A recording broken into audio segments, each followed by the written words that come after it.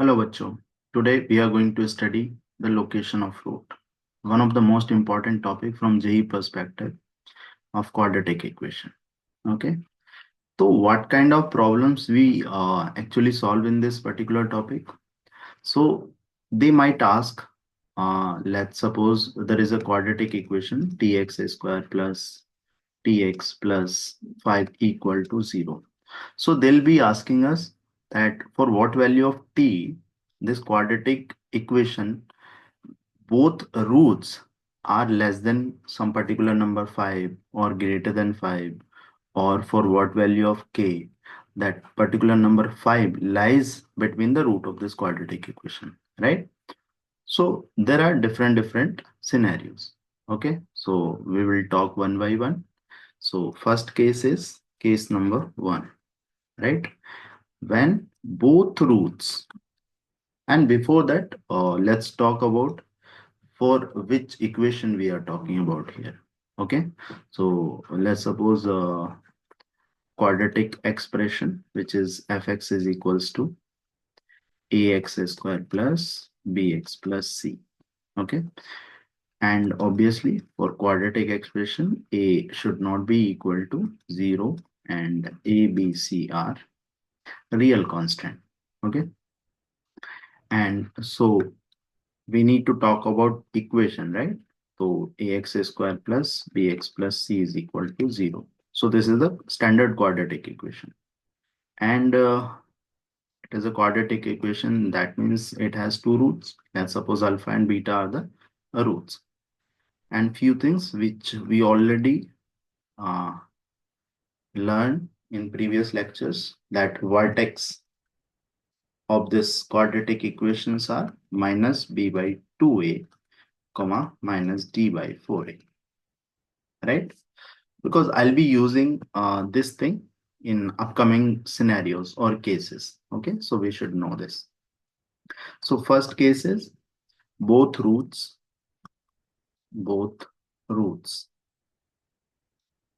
are greater than k. What is k here? K is any real constant. Okay, both roots alpha and beta are greater than this number k.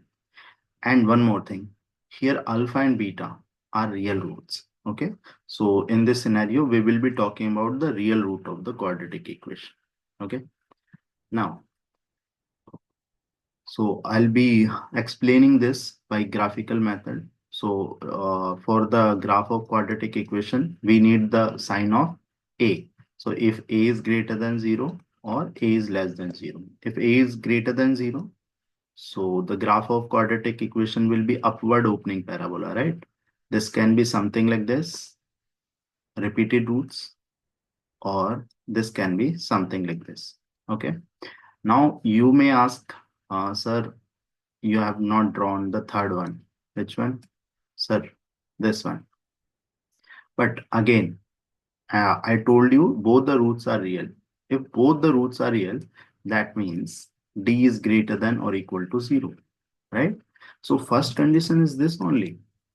D is greater than or equal to 0, right? Whether this is a less than 0 or a greater than 0. So if it is a less than 0, the graph will be downward opening parabola, right? This is something like this. Here it is k, any number k, and this is alpha, this is beta. These are the two roots here, alpha, beta, alpha, beta. Okay, two roots. So first condition is d must be greater than equal to 0, but this is not the sufficient condition because it does not matters where the k is if d is greater than equal to 0. So, but we have to make sure that both roots are greater than, both roots are greater than k, right? So, if we talk about the vertex of this parabola, that is minus b by 2a. I have told you just now, right? That is minus b by 2a. So minus b by 2, whether this case or this case, this or this, any of the cases, for each cases, minus b by 2a must be greater than k, right? But this is also not the sufficient. Why? Because if I take k here, in that case also, a is less than minus b by 2a, right? But here taking k is not an option because we need both roots to be greater than this number. That means these two conditions are not sufficient still, but both are necessary. Okay. So what is the third condition then?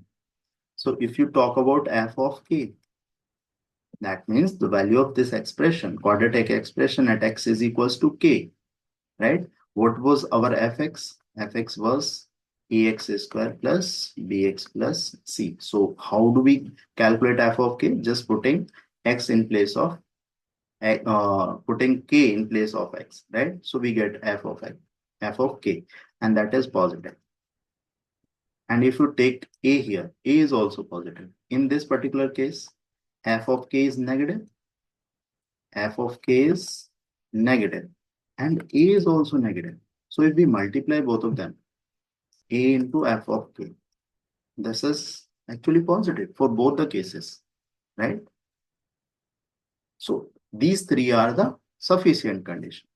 If any number which is less than both the roots, then we need three conditions. That root must be real, the vertex minus b by 2a, and vertex x coordinate minus b by 2a must be greater than minus k.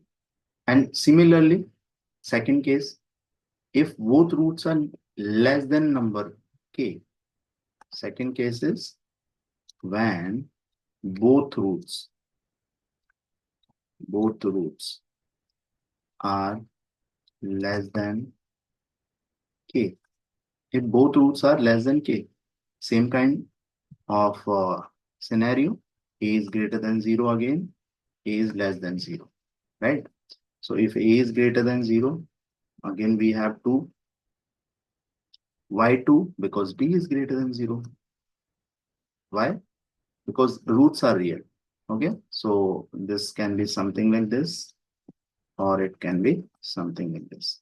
So this time k is greater than the alpha and beta. So alpha, this is beta, and this is k here. Okay, let's make it a bit as well. Now this one is something like this, or something like this. So here it is k, this is alpha and beta, right? So first condition is what? D must be greater than or equal to 0. Now what is the second condition? Again, this vertex minus b by 2a, x coordinate, must be less than k, right? That means minus b by 2a must be less than k. In both cases, here it is also minus b by 2a, right?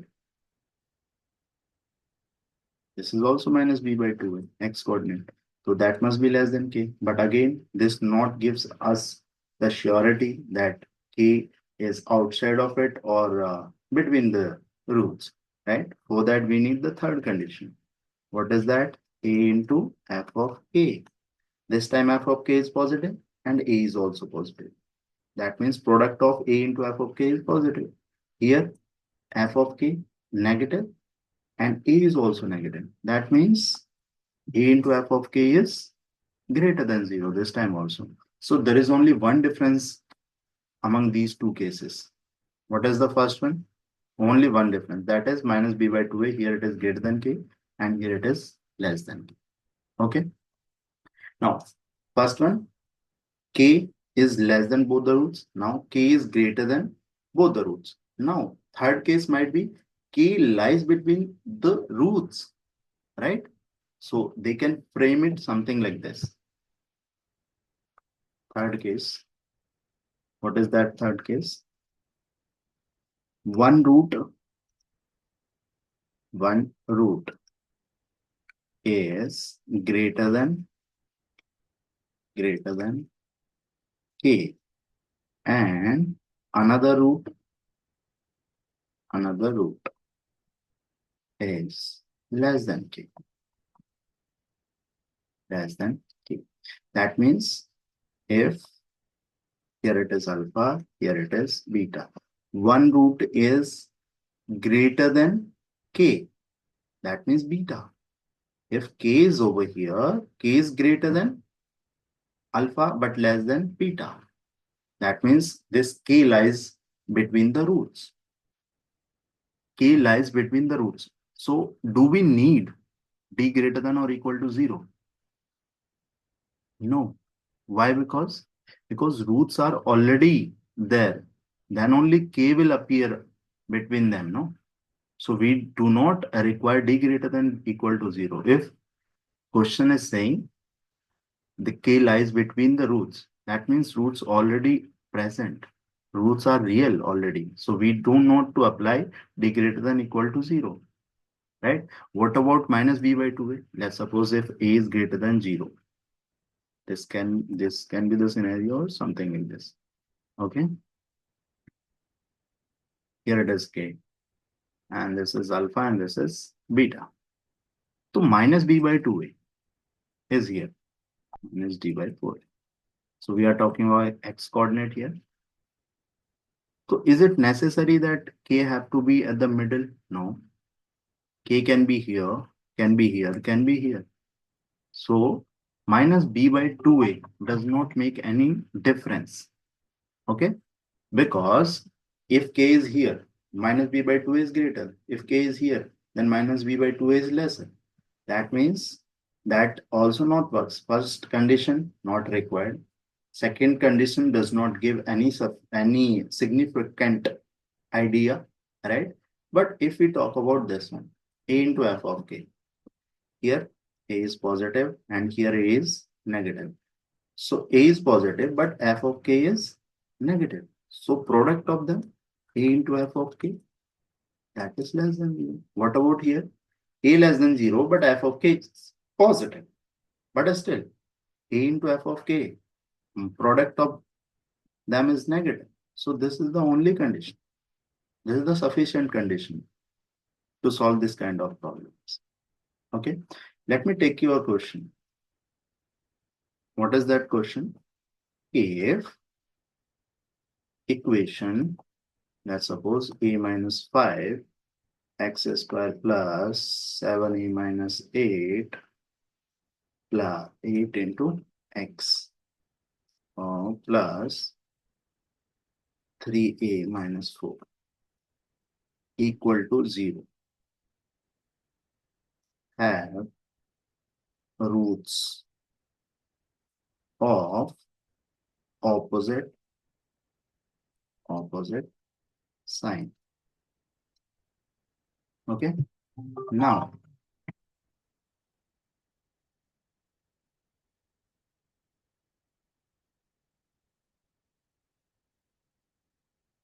this quadratic equation have roots of opposite sign. Opposite sign means one is positive, another one is negative. So tell me one thing. This is the another way to give this kind of problem. If one root is positive and one root is negative, that means 0 lies between them. That means that particular number 0 lies between the roots. That means this is our third case. This is our third case. So we can simply solve it. If it can be, I'm not sure whether a minus 5 is positive or negative, right? I'm just taking this condition, that is a into f of k must be less than 0. Now what is a over here? A is the coefficient of x square, right? So that is a minus 5 into and f of k. So what is our fx? Our fx is a minus 5 x square plus 7a minus 8 plus 3a minus 4. So which number lies between them? 0. One root is positive. Sorry, this side is negative. Another root is positive. So definitely 0 lies between them. So our k is what? Our k is 0. So what we need? F of 0, which means this is 0. This is also 0 over here. So it is just 3a minus 4, right? Now, if we apply the condition a minus 5 into how much? A minus 4. That must be less than 0. So simply we can draw the wavy curve method here. What are the critical points? One is 4 by 3 and another one is 5. So this is 5 over here. This is 4 by 3. This is positive, negative, and positive. Okay. So what we need? Negative. So this portion. So A belongs to 4 by 3 to 5. So this is the answer, right? So sometimes they use tricky language to make it difficult. Okay. They can use use this kind of that one root is negative, another one is positive. That means we have to understand that zero lies among the roots. Sometimes they say both roots are positive. Both roots are positive. If both roots are positive, if it means the roots are greater than zero. If they say roots are negative, both roots are negative. If they say both roots are negative, is that means both the roots are less than zero. That is first and second case. Instead of k, just take 0. Okay. Okay. Now moving to the next case. Case number 4. Case number 4. When one root lies between k1 and k2. One root lies between k1 and k2. That means if a is greater than 0,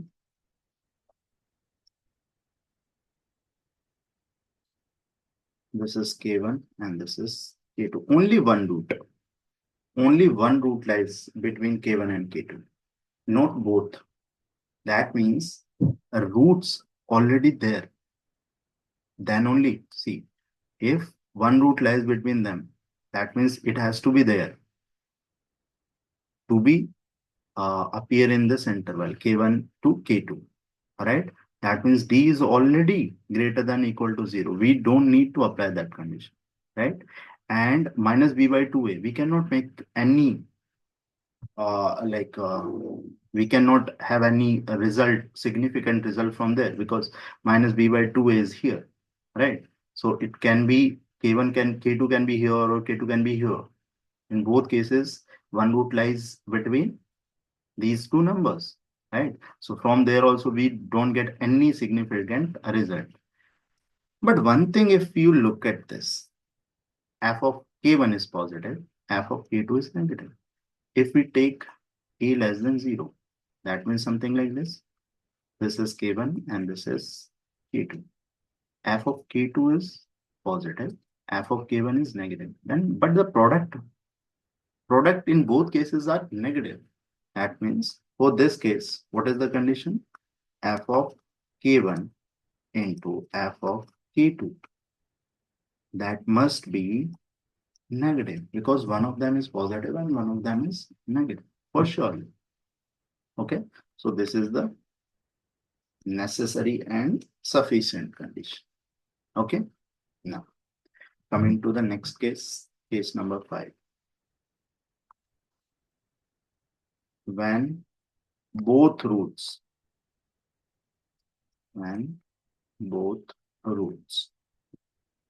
are, or we can say like when both numbers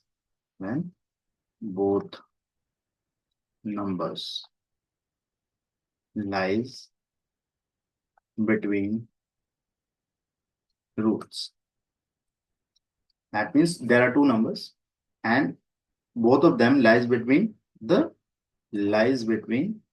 this is alpha and this is beta. Then this is k1 and this is k2. Both numbers lying between this. Okay. So now number lying between the roots. That means we don't need to apply d greater than or equal to 0. No, we don't need that. If you take the another case, it is something like this. This is a alpha and this is beta. Okay. Here it is k1 and here it is k2. Okay. Now,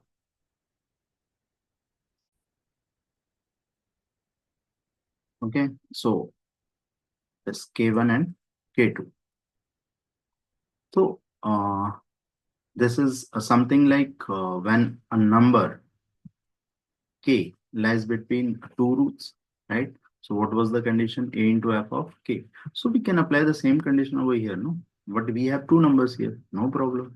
So first condition is A into f of K1, right? That must be less than 0. And A into f of K2, that is also less than 0 because A is greater than 0 here or A is less than 0 here, right? So, and one more thing, we have to take whatever the condition I'm writing over here, we have to take the intersection, right? So we have to take here intersection and here only one condition, here also one condition, and here we have to take intersection, okay, while we are solving, and here also we have to take intersection, okay. Right. Now coming to the case number 6. Case number 6, what is that? Here two numbers are between the roots, so there can be case where both the roots lies between two numbers, right? So both roots lies between two numbers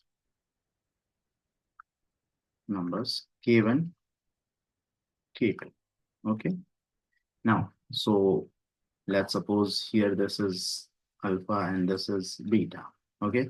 So these lying between K1 and K2, this is what A is greater than 0, and here I'm taking A is less than 0. Here also this is alpha, this is beta, and this is something like this K1, and this is, sorry, the roots are alpha beta, no? This is K2 and this is K1. And here it is, graph is something like this, not properly drawn. It is something like this, okay. Now this condition is quite similar to first and second case, okay. If root has to be between these two numbers, that means first root has to be real. It should not be something like this, right? If roots are not there, then we cannot talk about it. So first condition is what?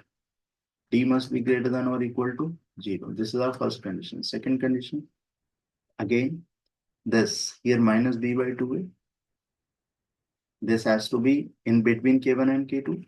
That means K1 must be less than minus b by 2a, but that minus b by 2a must be less than K2. This is the second condition. Now coming to the third condition. What is that? A into f of k. When we have only one number, we used A into f of k. But here we have two numbers. If we check, f of k1 is positive, A is also positive. Positive into positive is positive. Similarly here, if you take f of k1 negative, but A is also negative, no? So product of them is positive. So can we say A into f of K1 is greater than 0 and A into f of K2, that is also greater than 0. Okay. Now we have, and for the final answer, again, we have to take intersection of them.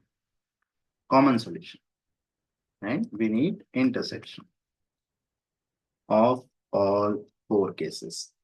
Ideally three we say, but here if you consider two of them, and this is three cases. Okay.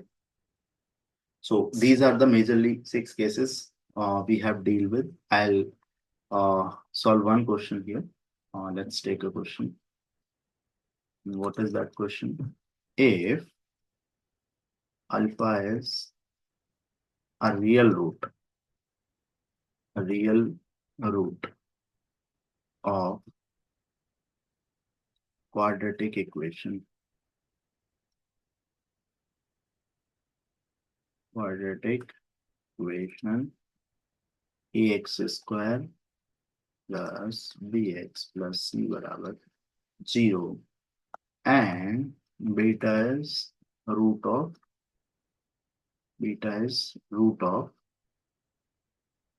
minus ax square plus bx plus c बराबर 0. Okay, and then show that root gamma of equation a by 2 x square plus bx plus c बराबर 0, which lies between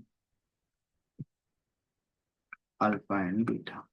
Okay, so we'll take the information one by one. We'll break it down. Okay, now if alpha is the root of this equation, solution.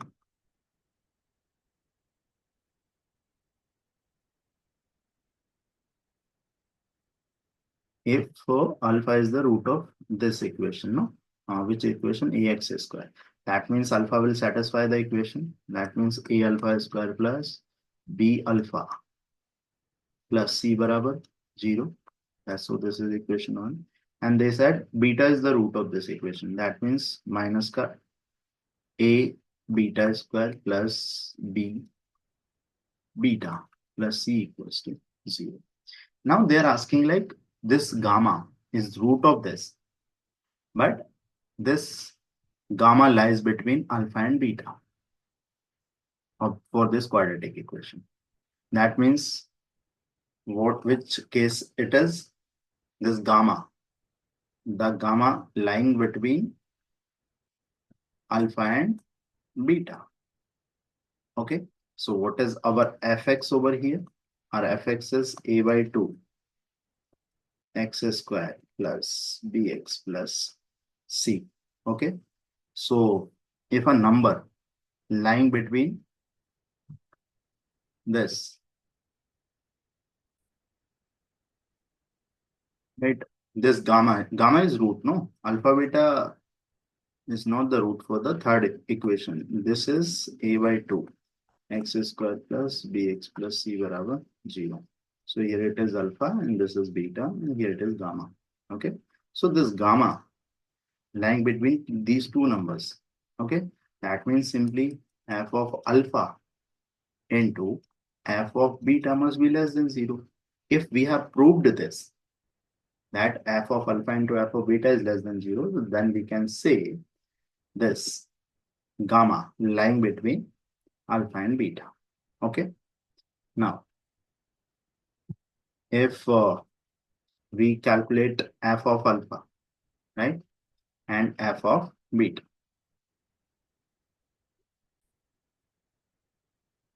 So f of alpha is going to be a by 2 alpha square plus b alpha plus c. Okay, now f of beta is going to be a by 2 beta square plus b beta plus c, right? And thus we have to prove must be less than 0. So I'm just calculating f of alpha into f of beta. Okay, now we know a alpha square plus b alpha plus c equals to 0. That we have. So we have to make it like that. So we need complete a alpha square. That means we have to add a by 2 alpha square and subtract a by 2 alpha square. So this is going to be a alpha square plus b alpha plus c minus a alpha square. Okay. Now here, if you look at this, minus ka a beta square plus b beta plus c barabar 0. But we have here a by 2 beta square. So we need minus a beta square. So we have taken this, so we have to add also. Now plus b beta plus c. So minus, then we have to add a beta square and then this a by 2 beta square is already here. Okay. Now this complete term is 0. So we have remained only a alpha square over here. what we have left with minus a alpha square into, this is 0 here, this is what, 3 by 2 a beta square. Okay, now overall minus 3 by 2 a square beta square alpha square. So this is positive and here it is negative. So overall it is negative. So if it is negative, what we have got, f of alpha into f of beta is less than 0. Hence proved. यही तो अपन को prove करना, right? Thank you. I hope you got this and we'll meet in the next video. Thank you.